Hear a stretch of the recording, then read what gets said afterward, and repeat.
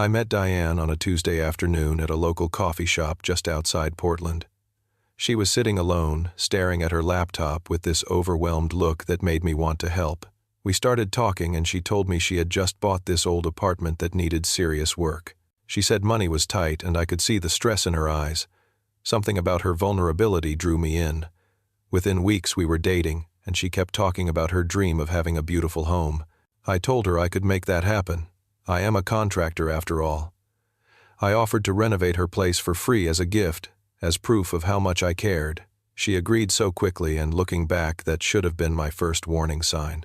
Before we dive into how a simple act of love turned into the biggest lesson of my life, I would love to know where you are watching from. Drop your city in the comments below, hit that like button, and subscribe if you have ever trusted someone who did not deserve it. Now, let me take you through what happens when generosity meets betrayal. Let me give you some context about who I am.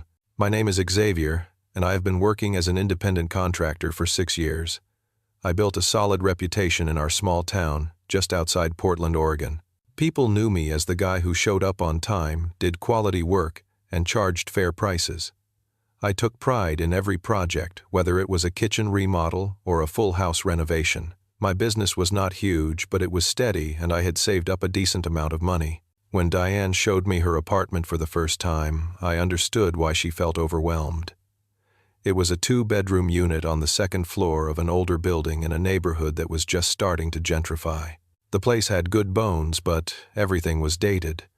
The floors were scratched laminate from the 1980s. The walls were painted this awful beige color that made everything feel dark. The kitchen cabinets were falling apart and the bathroom looked like something out of a horror movie. But I saw potential. More importantly, I saw it as our future home. I sat down that evening and created a detailed plan. I would replace all the flooring with beautiful oak-engineered wood. I would repaint every wall in a modern gray tone that would make the space feel bigger and brighter. The kitchen would get completely new cabinets, a granite countertop, and stainless steel appliances. The bathroom would be transformed into something you would see in a luxury hotel.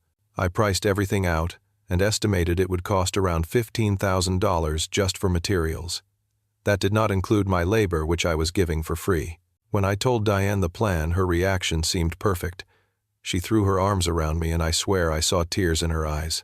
She said something that made my heart swell. "You are the first person who ever truly cared about me."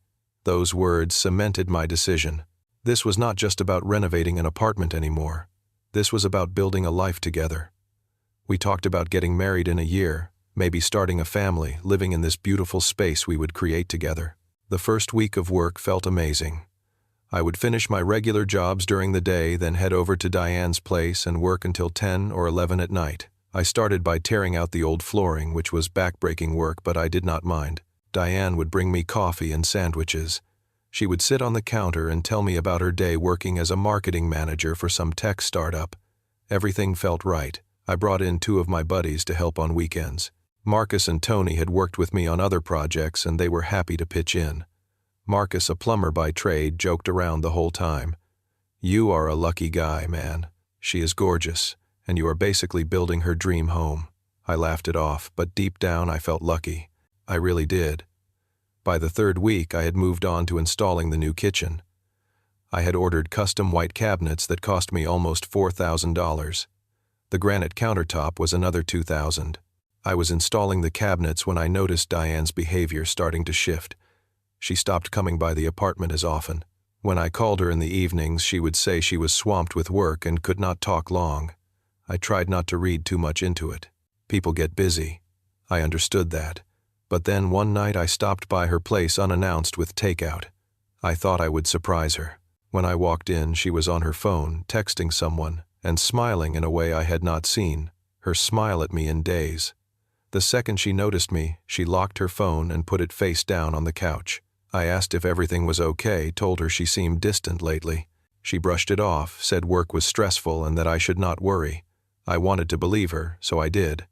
Marcus noticed it too. One Saturday while we were installing the upper cabinets, he said, "She does not come around much anymore, does she?" I defended her immediately. "She is just busy. She trusts me to handle this."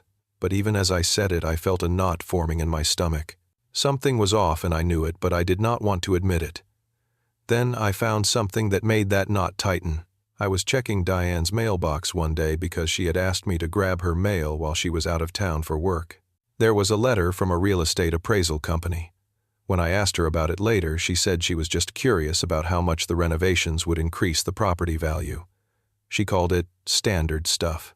It made sense at the time, but looking back, it was the first concrete evidence that she was thinking about this place as an investment, not as our home.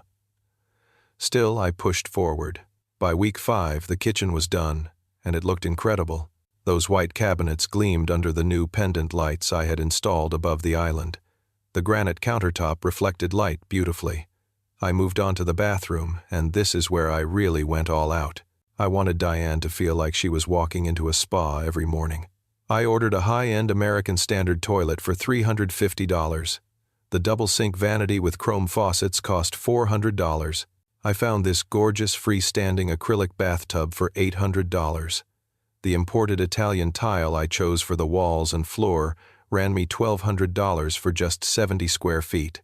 I installed a mirrored medicine cabinet with LED lighting for another $200.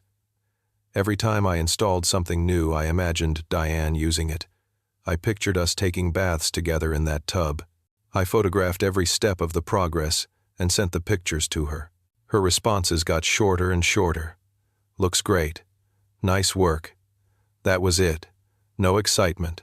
No gratitude. Just bland acknowledgement. It hurt, but I told myself she was just not good at expressing emotions through text. Tony pulled me aside one afternoon while we were grouting the bathroom tile. "Man, are you sure about this? You are putting in a lot of money for someone else's place." The way he said someone else's place stung. I snapped back. It is our place. We are building a future together. Tony just looked at me with this sad expression and did not say anything else. I wish I had listened to him. By week 8, I was done. The apartment looked like something out of a home design magazine. The oak floors gleamed. The gray walls made everything feel modern and spacious. The kitchen was a showpiece with its white cabinets, black granite countertops, and that beautiful island I had built from scratch. The bathroom was absolutely stunning, with its white tile, gleaming chrome fixtures, and warm LED lighting. I had even built custom shelving in the living room and installed a new chandelier. The total cost came to $17,000 in materials alone, not counting the hundreds of hours I had put in. I was exhausted but proud. I planned a special evening to celebrate the completion. I bought a nice bottle of wine, cooked dinner, and waited for Diane to arrive so we could walk through the finished apartment together.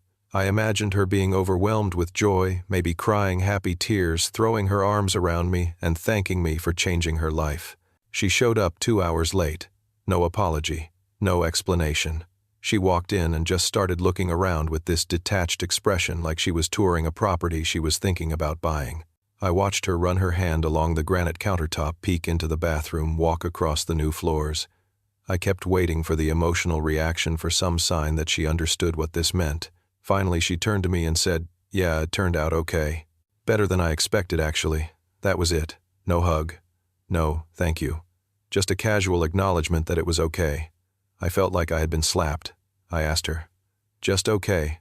I spent 2 months on this, Diane." She looked at me with mild annoyance. "I know, and I appreciate it, but let's not make a big deal out of it." I did not know what to say. I had made a big deal out of it because it was a big deal. This was supposed to be our future. I tried to salvage the evening, poured her some wine, but she barely touched it.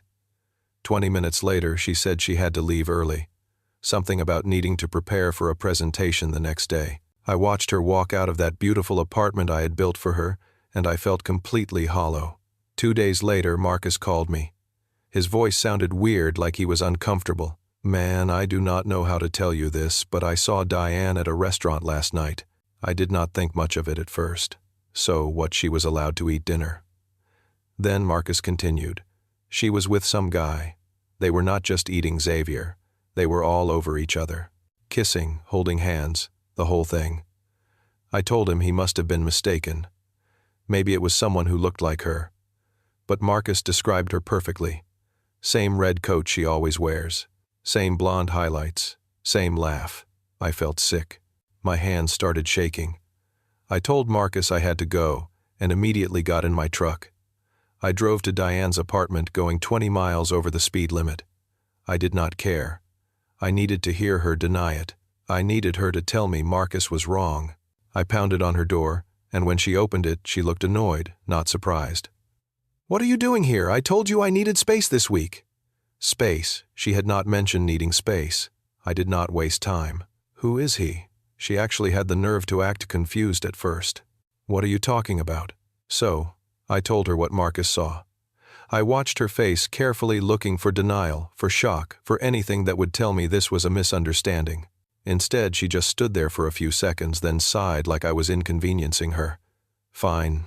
Yes, I have been seeing someone. His name is Brad.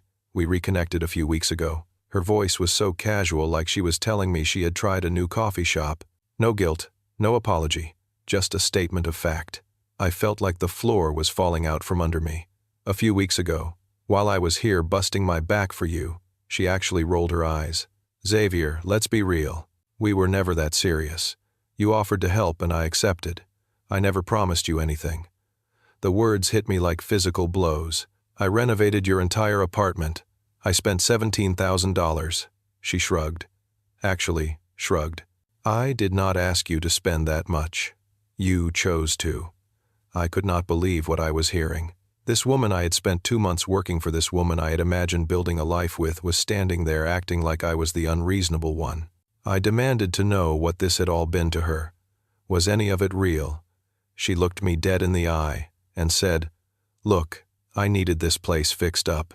You had the skills. It worked out for both of us." Worked out for both of us, I was yelling now.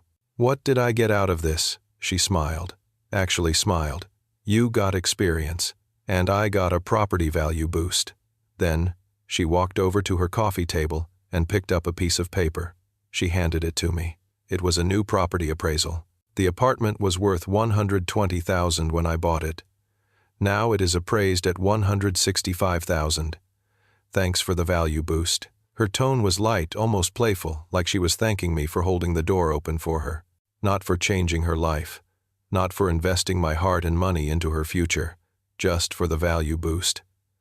I stood there holding that appraisal paper, and everything clicked into place. The real estate appraisal letter I had found weeks ago was not about curiosity. It was about tracking her investment return.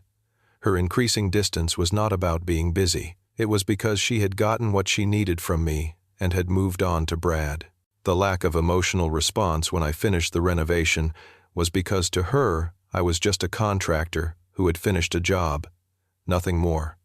I could not speak. I could not move. I just stared at this woman I thought I knew and realized I had never known her at all. She looked at her watch. "You should go now. Brad is coming over in an hour." That was it.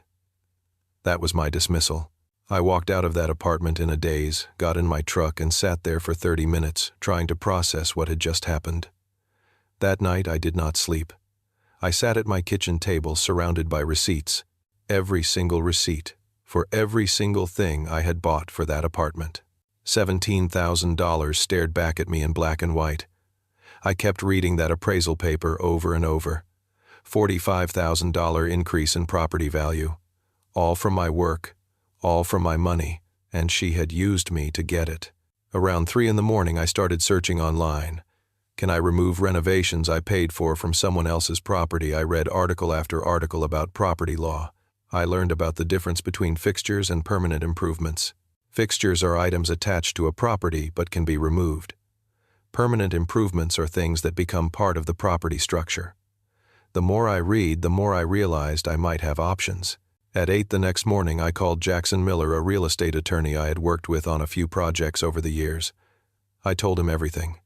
When I finished, he asked one crucial question. "Do you have receipts for everything?" I told him I had every single one. "I keep detailed records for my business. It is how I stay organized and handle taxes." Then he asked if there was any written agreement saying these materials were gifts to Diane.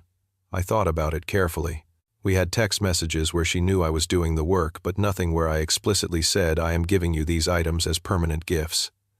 Jackson went quiet for a moment, then said, "We might have a case here." He explained that many of the items I installed could legally be removed. The toilet sink and bathtub were not permanently affixed in a way that made them part of the property structure. They were connected to plumbing, but they were individual units that could be uninstalled. The cabinets could be removed if they were not built into the wall structure itself, which mine were not. Even the flooring, because I had used engineered wood with a floating installation method, could potentially be removed. The light fixtures and mirrors were definitely removable. Jackson laid out the requirements. I would need to give Diane official notice and do everything during daylight hours. I would need to document the entire process and bring witnesses. If I followed the law exactly, I had the right to reclaim my property. The items were purchased with my money, and without a written gift agreement, they remained my legal property. I sent an official email through Jackson that same day. It stated that within 24 hours I would be removing personal property that I had purchased and installed. Diane responded within an hour. Her email dripped with sarcasm. "Good luck with that. You gave them to me," Jackson replied professionally, laying out the legal grounds. Without written documentation of gift transfer, they remain his property purchased with his funds. I spent that afternoon making calls. I hired a professional moving and removal company.